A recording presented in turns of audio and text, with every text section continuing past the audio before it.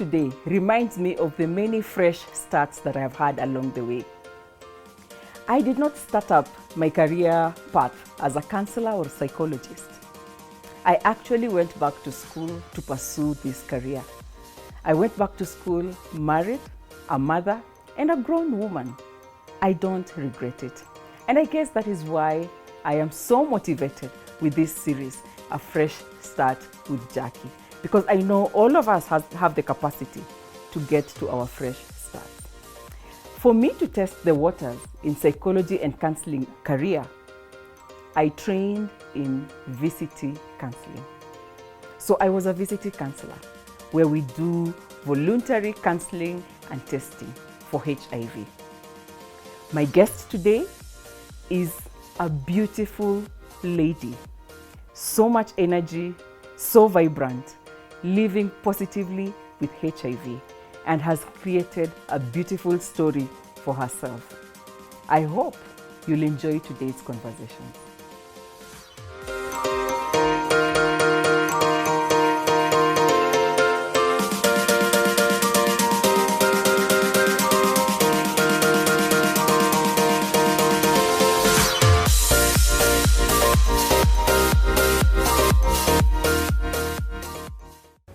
Hi guys, welcome to A Fresh Start with Jackie, where we have fresh start conversations that will inspire you to have your fresh start too, or to get a life lesson that will encourage you in your life.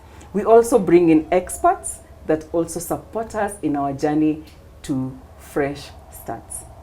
Today, we have an awesome guest in studio. I have really waited to talk to Doreen. We've talked on phone. It is my first time to meet her face to face, but you'd think I have known her my entire life. It's because of her energy. It's because of just the air around her. And I know you're going to enjoy our conversations today. And by the way, have you subscribed to this channel?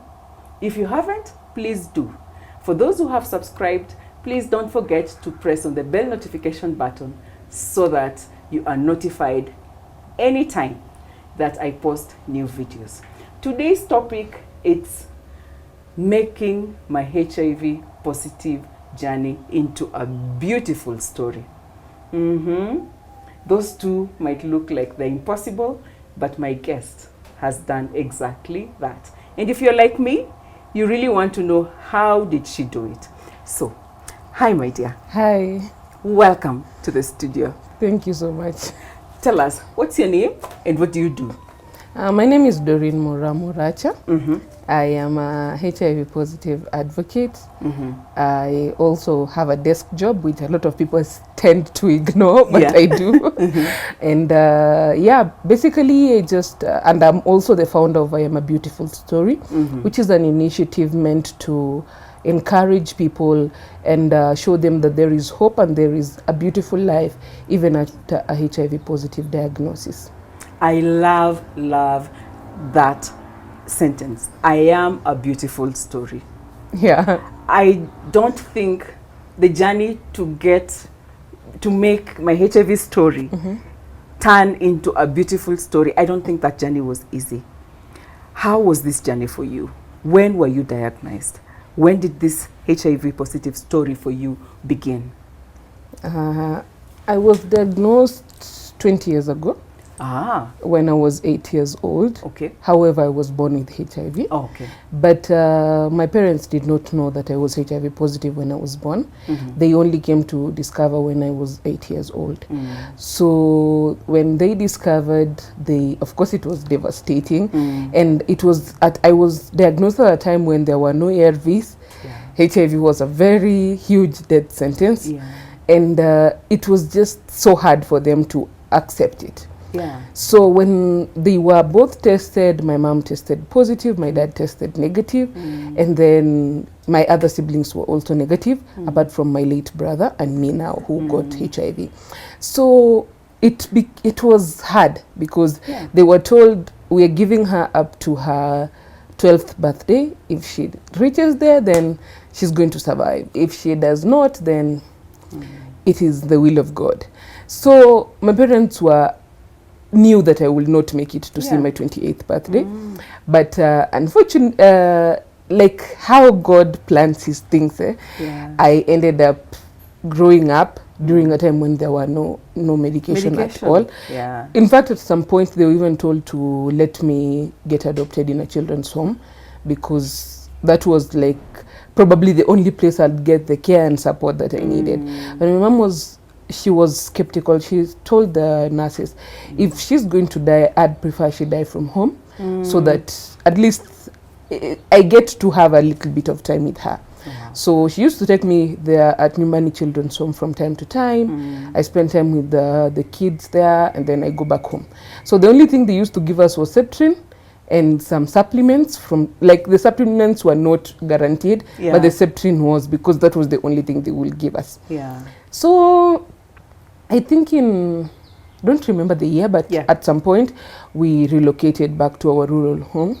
So now traveling every month to Nairobi to pick Septrin was hard, because I had to get monthly checkups. Yes. Because now they don't know how my viral load is, they don't know my CD4 count. So it's basically, you can't do this at home. You can't do this at home. So they need me at the hospital. And if I get sick at any point, my mom had to make sure we travel all the way to Nairobi. So they finally said, we have opened a new clinic in New Nyanza. So it's okay, like Kisumu is nearer. So we started going to Kisumu. Now the challenge with Kisumu was the clinic used to be closed at exactly noon. So if it's past noon, if it's 12 or 1, you're not getting no service. None. In fact, there's a time we reached there at exactly 12. We found they've already closed and gone home. Like all that hustle just for Septrin. Not ARVs, that is still Septrin. So this whole time my mom was living with HIV, but she was in denial. So for her, she never even started medication. So we kept going, and I think when I was in class 6 was the hardest year in 2003, because then I had one infection after another. Even in Septrin? Still in Septrin. But now you have infections. But now I have infections regularly. So they kept, like, first of all, I had like some rashes, which had some sort of not pus really, it was like watery. But you see, they were still very painful. So, and then I got herpes zoster, like the whole of my back. So I couldn't go to school. Like, I think in class 6, I went to school less than 6 months that year. Did you know then what's happening? No, I didn't. My parents, in fact, told me I had skin cancer and I will get well when I reach 12. So me, I had the hope that one day all this pain and everything will go. So they never actually told me that I have HIV. So we just kept going. In fact, the teachers started complaining, why is this kid never in school? But then they don't know that, because my teachers were never told that I'm living with HIV. So we kept going, and then in 2005, my mom became very ill. So now she even went into a coma for, I think, around 2 weeks or so. And then people were convinced she was not going to make it, because she was like, when you looked at her, you will just be like, no, like, I think she had already progressed into AIDS. So because she was not taking anything. She was not taking anything. Not even taking Septrin. None. So so now I think after 2 weeks she woke up, and then now she was okay and she came back home. Of course, recovering from TB, and also having to rebuild her immune system and all that. So she finally said, okay, let me take you to hospital. Now by 2005, there were ARVs had now started coming. Now this was the early days of ARVs. How old are you at this time? I was 13. Okay, you've grown I have gone 1 year after after the 12 years they had given me. So we went to hospital, Kericho District Hospital at that time. Now I think it's level 4. So I was tested. I was told, Doreen, you're living with HIV. You got it from your mom. And we are going to give you a new set of medication. It's called ARVs. And you're going to take them for the rest of your life. This is the first time now you hear Now that is the first time I am hearing it. The doctor is telling me. And to me, it is not making really any sense, because my whole life I have been going to hospital. So it was like, okay, it's just another hospital visit, just another disease. And I'm like, okay, so what happened to the skin cancer? Did I now become better, you know?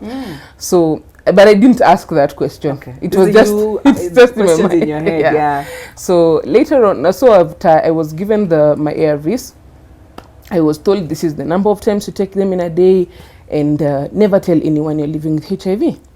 You were told? Yeah, that is exactly what the doctor told. Never tell anyone? Do not tell anyone you're living with HIV.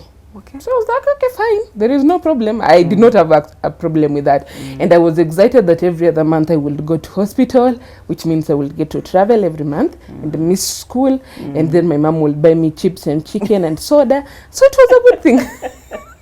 It was a good trip. I saw the brighter side of every month. Exactly. Yeah. So now when the following year, I was supposed to go to Form 1. Yes. Now, that is where the problem started. Now, my mom refused to let me go to boarding school. So both schools that I was called to were boarding schools. So she told me, but who is going to give you medication? And how are you going to eat? Because definitely the diet in boarding schools in Kenya is... Yeah, so I actually looked at it and I was like, okay, fine. By the way, staying at home is easier. Better. So I went to a day school, Form 1, but it was a day and boarding school. So the following year, this day school decided they don't want the day part. They want only boarders. Hey. So my mom was like, okay, we'll transfer you to another school. So Form 2, I went to another school. Now it was full day. Full day. Now and then, the 2007 post-election violence happened. And our home was a border town. So we had to relocate. So when we relocated, in fact, that time even getting ARVs was hard. You find you have an appointment, you don't have ARVs, but you can't go, you can't travel. So you call the hospital, they tell you go to the nearby clinic because we are not in operation. So we actually, I think at some point I went to one clinic, they gave me medication for 1 month. And you know, when it's not your clinic, they just treat you anyhow. Yeah, yeah. You're not even their client. You're not their client, yeah. So, but did you see change when you started the ARV plan? Actually, yes, because then I stopped getting sick regularly, and now your health improved. And my health improved, and I did not like Septrin, so this other new medication was very colorful. But the very first ARVs were very colorful and nicely shaped, and they used to excite me for some reason. So I was actually glad that I have stopped. Okay, I kind of stopped taking the Septrin on my own because I didn't like them, and I was like, if they can just take ARVs on their own, and that's okay. That's okay. Okay. So post-election happens. Post-election happens. We relocate to Tala. Okay. So my mom gets a transfer. She goes to Tala. We start now finding a new school. Now in Tala there are no boarding schools, day schools that are near. So my mom has to hustle to get a boarding school, a day school. None. All of them, they are so far away. So she decided, okay, let me take you to the nearby boarding school. It was like she just crossed the road and there is the school. So she told me, here, it's nearer, I can come visit you anytime, and yeah. So now there was a condition. In Tala Girls, there was no, you could not be on medication and not tell the matron. The matron had to take care of your medication. Remember, I was told never tell anyone. Never tell anyone. HIV. Yes. So that was a problem because then we can't disclose. Yes. I can't give the matron my medication. Yes. There is the fear of stigma among my peers. So we decided now we will sneak in the medication. So we used to sneak in the medication. Like I will go to school on opening days. I'd go to school with my parents. They carry the medication. I get inspected. There is nothing in my bag. We meet at the bazaar's office. Give me my medication. I sneak them in.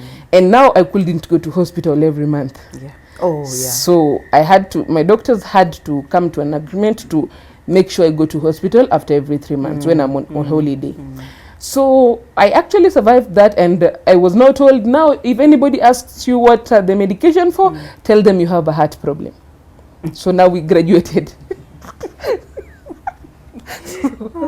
So, and you know, this because is I also wanted to know, how do you take this medication in secrecy for 3 years? For 3 years. Yeah, in school. So this is now my medication. And I'm looking but now boarding school is like a common place. Yeah. So everybody comes, peeps in. Nini? And I'm like, it's because I have a heart condition. And they tell me, oh, so how do you feel?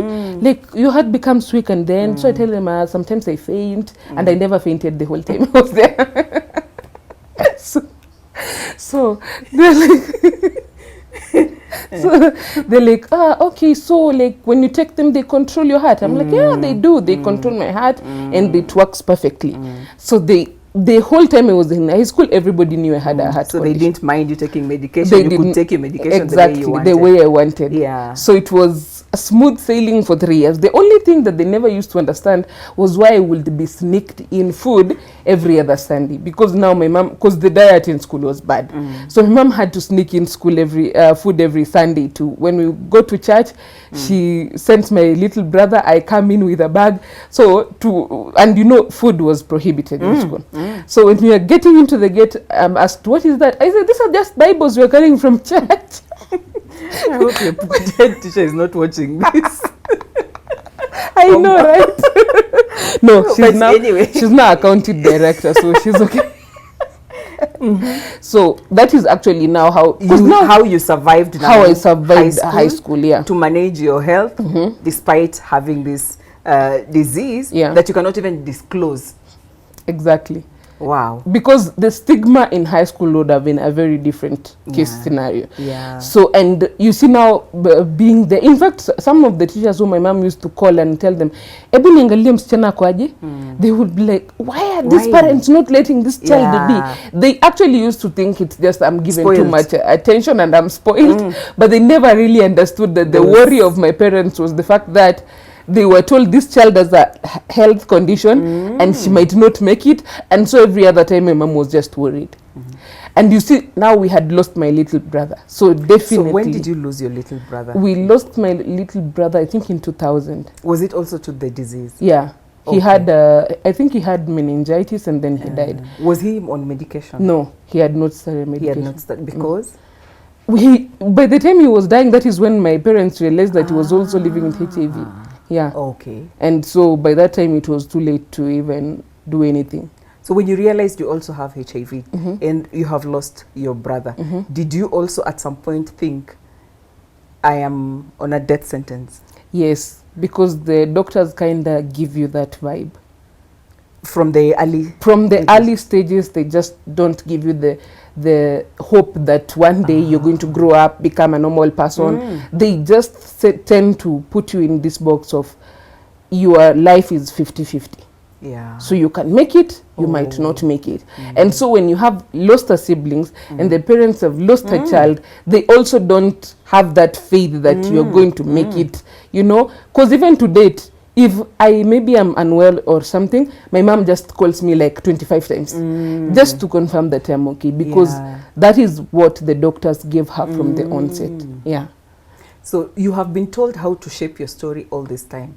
There's this doctor who says never say it. There's this a parent has told you skin cancer, it will go at age 12, and then you have heart condition. You've been told how to shape your story. And also you have been somehow conditioned how to shape this story. Now today seated here, you are Doreen, known for my beautiful story, talking about your HIV, sharing with us your ARVs, even when you're taking them. Yeah. When did you own this story? And how did you make it beautiful? So let me take you a little bit back. Yes. So I finished high school in 2010. So in 2011, I wanted to become a radio presenter. So I went, talked to my uncle, told him, how do I get into this thing? Because he used to lecture at the Kenya Institute of Mass Communication. He looked at me and he told me, yeah, you're qualified, but people will know you. And when people know you, then they will kind of stigmatize you for living with HIV, so it is not a good idea. How about you just do some course that people won't know you? Still shaping your story. Still shaping my story. Yes. So I looked at him and I was like, no. let me go home, think again. I went home, I looked online, and then I came across this school. It's a flight school in Embakasi. And I was like, I can actually become an air hostess. So I went there. I told, the lady looked at my certificate. She was like, okay, fine, okay, now everything looks good. But you cannot become a hair hostess. So I asked her why. She's like, you have a scar. You know, the scar came because of herpes zoster. And it is like almost 20 years old, so there is nothing I can do about it. So she told me, yeah, you can't, because you're not allowed to have like visible scars. So how about you just find you like a ground course so that you don't like, you know, because you won't pass the interview. Yeah. So I looked at her and I was like, no, that is the time I actually felt like this HIV was a very bad thing. I went home, I was so devastated, and like as if the universe was speaking. That evening, when I was watching TV, I saw Babu Waloliondo on TV. And people were going there, and they were saying they're getting healed, and the Babu was saying he heals everything. Yes. So I convinced my mom. I told her, we have finally found a cure. Yeah. We are going to become HIV free and stop taking medication, and then our lives will go back to normal. So we traveled all the way to Tanzania. You went? Yes. And we took the cup. Okay. How long were the queues at that time? The queue was long. It was long. We spent, I think, almost 1.5 days just on the queuing. queue? Yeah. To get the cup? To get the cup. Yes. Then we went, met Babu. He came out, addressed us, told us he does not have a cure, but what is going to heal us is our faith. We had faith, a lot of it. So for him, he just gives us the cup. We drink, we come back home. So you drank, mom drank. We came back home. So you see, Babu does not really tell you stop taking your medication, but he tells you your faith has cured you. And of course, faith is supposed to work instantly. Faith without action. So we came home. We stopped taking our ARVs. That was the action behind your faith. Yeah. So we stopped taking our ARVs. So 3 months later, my mom went to get tested. She was still HIV positive. She came home and told me, imagine bado tujapona. Hajafanya kazi. Nikamwambia labda dawa inangoja time ikiki. Give it time, be patient. Be patient. So for her, she went back to her medication. Oh. Mi nikakata. Okay. So me, I just kept going to hospital, getting my medication, not taking them. So I was tested one day for my viral load test. And then it came back at 70,000 copies. Then the doctors asked me, what is happening? It's either you're not taking your medication or you are messing up with your time. And I told them, me, I take my medication every day. In fact, I don't even know what. It was, I think, almost 7 months that I've never taken medication. So they told me then, or maybe the first line medication is failing. It's not working for you. So maybe we are going to change your medication. So when I heard that they're going to change medication, that time we only had first and second line. And I knew that if they take me to second line and I still don't take second line, then I will have no option. Yes. So I stopped going to hospital. Okay. I stopped. You know, this whole time I'm not getting sick, nothing is happening. So 2 years I'm not on medication, I'm not going to hospital. They're not, the social worker keeps calling me and like, Niko, nearly transfer to hospital. Like, I'm not going to any hospital. So finally, I think towards the end of the second year, now I got pneumonia. And now then everything now fell apart. So my mouth became very swollen, my tongue had sores. So I was taken to hospital Machakos level 5. And then I was tested, they said she has pneumonia, it's gotten into her lungs. So now when my mom now started telling them, she also is living with HIV since she was born, and she actually stopped taking medication. So that doctor was like, kwa nini uliacha kukunywa dawa kasichana? I'm looking at this doctor. The only reason why I listened to him was because I was in so much pain and I wanted medication so that it can take away the pain. And he's like, I thought you were told you're going to take this medication your whole life. I'm like, but they never told me that my whole life does not require breaks in between. You know? Because you know when the doctor is telling you you're going to take medication for the rest of your life, the rest of your life is a very long time. Yeah. And they don't tell you that in between you will get tired. Yes. You will just look at your medication and you're like, today I do leo. And you see, and then it becomes a habit, and then you end up not taking medication at all.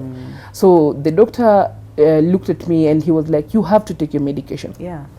Every day. No breaks, no holidays, nothing. you have to take this You never medication. confessed. No, But you know, I never had told. taken some medication. In fact, I think my doctors came to realize the Loliondo story after they saw me on TV. And then they knew what they were doing. And then they knew, this is why. We And got to by the that point time, now you my did. viral load was like 120,000 copies. So the virus was higher than even my immune system. So I went back to ARVs, started taking them, but I took them like just because they had told me to take it, not because I want the ARVs. Yeah.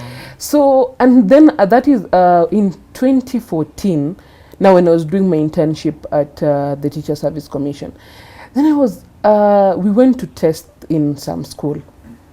Then these kids, we have set a tent the whole week. Nobody is showing up. Yeah.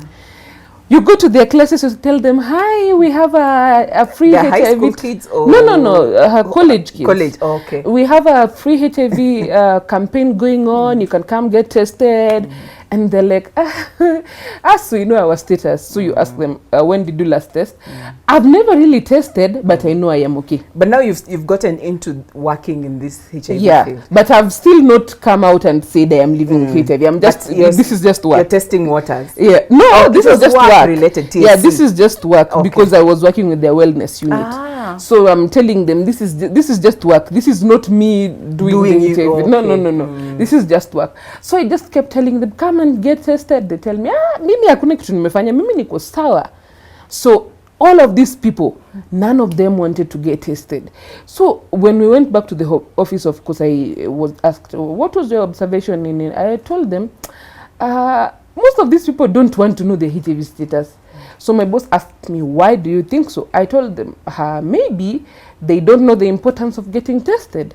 You know, and they think that HIV is more physical, and because they assume that they're okay, then there's nothing wrong with them. So she told me, how would you feel if you came out and started by sharing your story so that they can come and get tested? I looked at her like, you want me to tell these kids that Niko na HIV? And you know, I was told, never tell anyone you're living with HIV.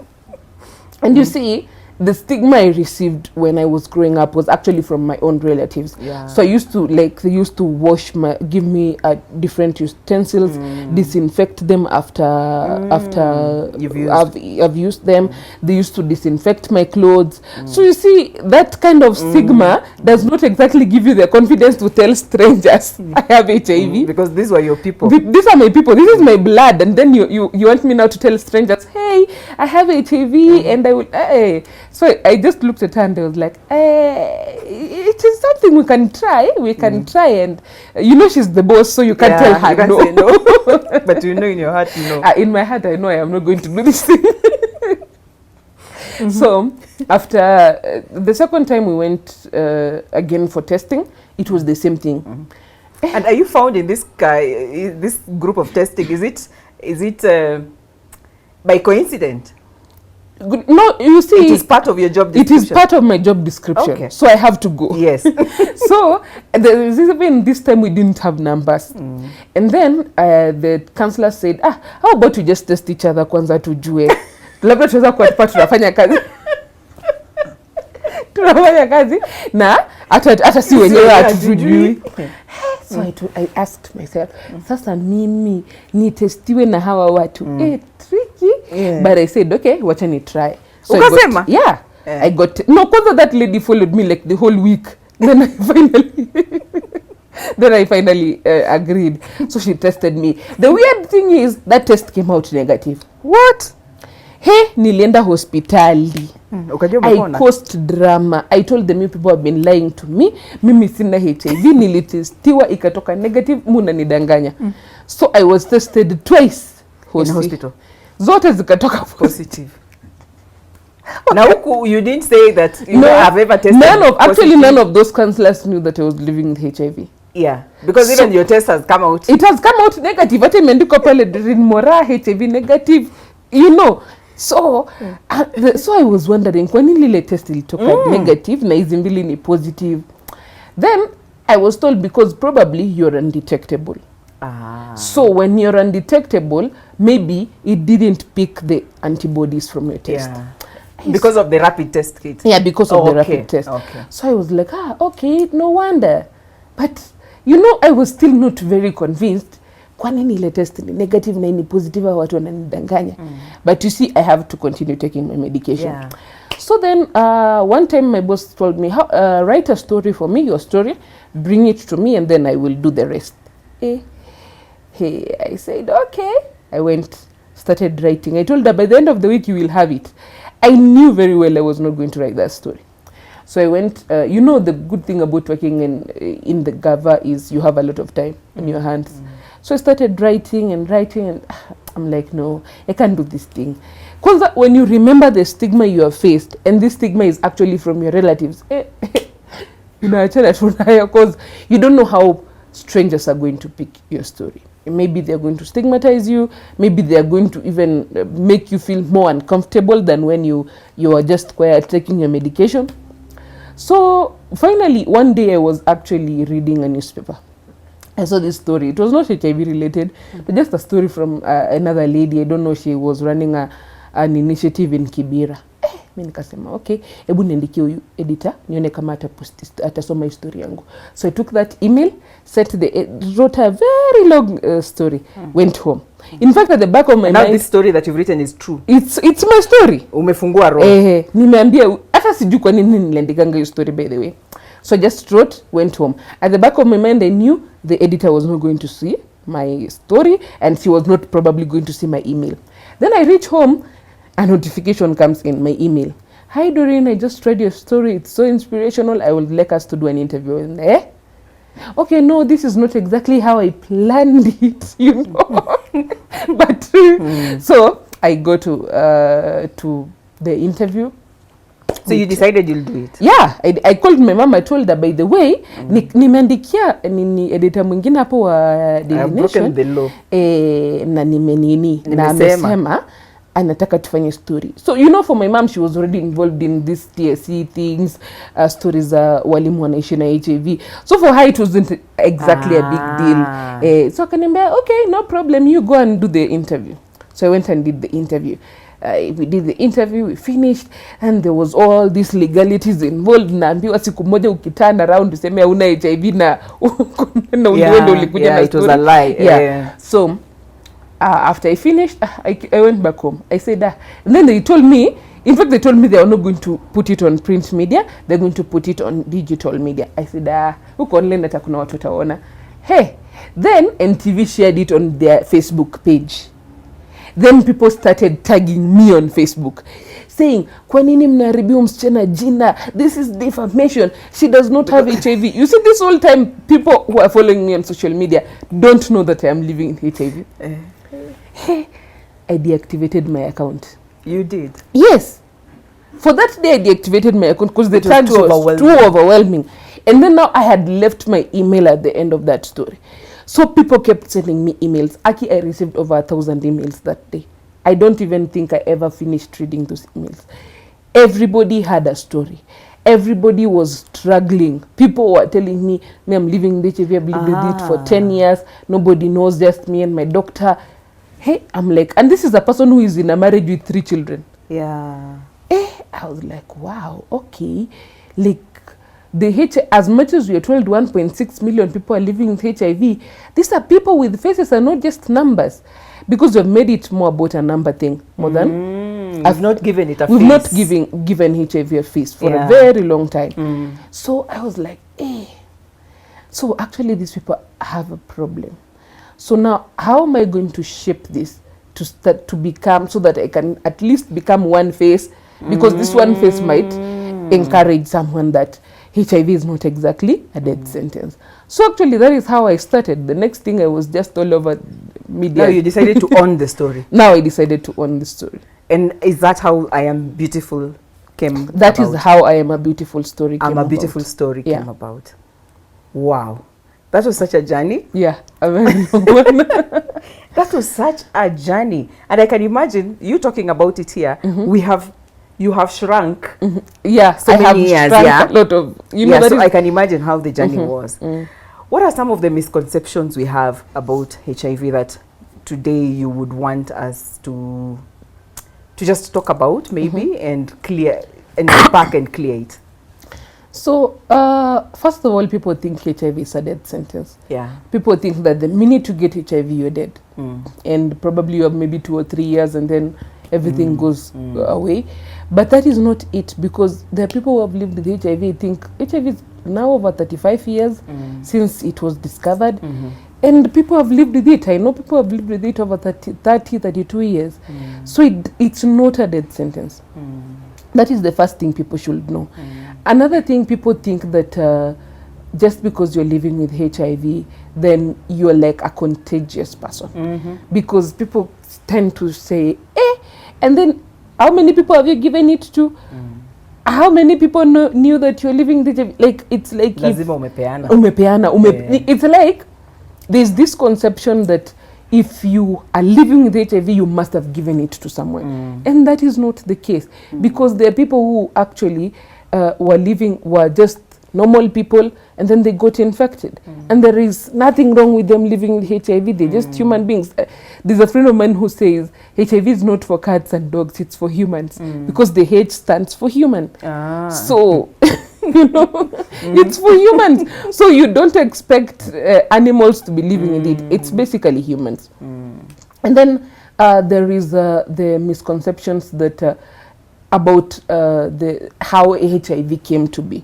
So people think it is a way of killing Africans. Yeah. For some reason. It was created for us. It was created to kill Africans. Our population. And I'm like, we have people living with it their whole life. So definitely, if it was created for that, then it has not worked. Yeah. And other people tend to think about now this cure. Yes. There's this misconception about the cure a lot. A lot of people think there's a cure in America, but weirdly, Americans also don't have a cure for HIV. Yeah. That is the weird part. Yeah. Because they're also researching like us. They are also struggling with ARVs like us. So this thing of, kuna cure wameficha mahali, na hiyo cure hawaje tupatia. It's not like that. In fact, I was also of that school of thought. I was like, kwa nini watupati tu dawa mara moja tumalize kitu? And then I realized that there is no cure, because they're also trying to research because of the way. In fact, HIV probably might have found a cure, but now the HIV cells in the brain have become very hard to kill. So bado wanna research on that. So the thing, people who have misconceptions about HIV prevention. People say condoms don't prevent HIV. That's 100%, but actually they're like the most effective way of preventing HIV. And now, as we have gone by, there have come other new inventions like PrEP, like PEP, and still people have this reservation that all these HIV prevention measures don't exactly prevent HIV, but actually they work. They work, and they are very effective. There are couples who are on PrEP. There are people who, after they get a HIV scare or they get exposed to HIV, they take PEP and they're okay. But people are like, apana hizo vitu haziwakingi. You see, now the misinformation is more than the information. And sometimes I feel like it's all come from the messaging. The messaging is just never put out there in a way that everybody gets to understand it. So, and now recently, as we have come by, we've come with the treatment as prevention method, but a lot of people tend to have reservation about treatment with prevention because they think that if you're living with HIV, you're definitely going to infect someone. Yeah. And they don't know that if you're living with HIV and you've become undetectable or virally suppressed, then you cannot pass it to anyone. And you can give birth to HIV negative children, you can get married to a HIV negative partner, but people don't look at it like that. They're like, watu wako na HIV, wawane HIV wenyewe. The thing is, hata wakiwana HIV wenyewe, there is a risk of, in fact, it's safer to marry a negative person than a positive person because of the reinfection part. Because when reinfection happens, you might even miss a drug Yes. regimen that can work on you. So that is why actually that even HIV positive couples are actually told to use condoms. Yeah. As much as they're undetectable, they're Yes. actually advised use condoms because of the reinfection part, because they can't actually solve the reinfection part. Yeah. But once they're undetectable, then they are given a way forward. You can get children, you can do this, you can do that. But still people are like, mimi kama niko na HIV nafaa kuwa na mtu ako na Yeah. HIV. HIV. But it's not It's actually not the the case. case. Yeah. And now there's too many misconceptions about you can get HIV by sharing utensils, by sharing clothes, by, it's not airborne. Yeah. It's not airborne. it's Yeah. sexually transmitted, or it needs body fluids. Yes. And saliva is not one of those fluids. So there is the misconception a lot about saliva. But it's not. You actually need 70,000 liters of saliva before you can infect someone with HIV through saliva. So there is that. And it's time, because I think a lot of people have taken in too many misconceptions. They have left the facts out. And that is what actually fuels the stigma. Okay. Because the stigma comes both from society and from people. So I get people who tell me, kuja kwetu kuna mtu anaomba na unapona in 2 weeks. Oh, you can be treated. Yeah, 2 weeks. Yeah. Ni maombi, si treatment. Yeah. Maombi. 2 weeks umepona. So nawauliza, kama ni 2 weeks nimepona, Mungu anafanyanga miracles ziko instant. Si 2 weeks. Zake hakuambia ati after 2 weeks utakuwa umepona. No, God's miracles are very instant. And they actually tell people, me, I'm healed of HIV, because HIV is more psychological than it is physical. Yeah. So the minute you accept that mimi nimeshapona, there is nothing else that is going to come in between you or anything. Me tell them, in fact, as we are talking, God is just using my story for his glory. Simple. Hizo zingine ni nyingi. And I think actually he has used your story for his glory. Yeah, he has. And your story, I'm sure, has healed a lot of people. You have so much information about HIV that I know we do not have. Yeah. But I know you have a platform where this is what you do. I know you've used terms like PEP and PrEP, and there are people who are going to comment and ask what it is. Yeah. But if you want to know more about what that is and more about HIV, Doreen does a very good job. So kindly tell us, where do we get you? How can we get more information about HIV? Because I know you're also doing advocacy. So Yes. social media platforms, all of them. Yes. Like on YouTube, I Am a Beautiful Story is the name of my YouTube channel. On Instagram is Doreen Mora Moracha. On Facebook, Doreen Mora Moracha. On Twitter is D_Mora, like a single D and then the underscore Mora. On TikTok is D with a double E, Mora 01. So I do my advocacy everywhere, because I know that a lot of young people right now, the problem we have is new infections among young people, 14 to 24 years old, and because most of them actually own phones. A good number of them own phones. So if they get this information directly from you as a person, you get to prevent them from getting HIV. You get to encourage them to get tested for HIV. You for those ones who are on medication and they have given up, you get to actually tell them, I also gave up, and they told me I am going to take ARVs for the rest of my life, and now it's 15 years and it's still not the rest of my life. So you just have to accept the fact that we are on this journey and we have to make it beautiful one way or another. And you've made your story beautiful. Thank you. I think I love it.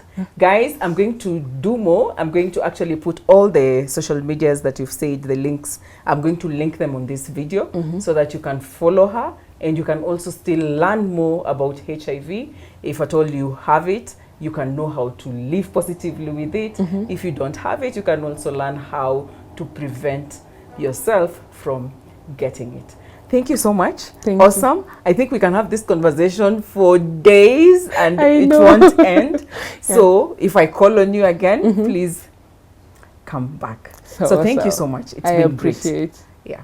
See you guys. I hope you got to learn more about HIV.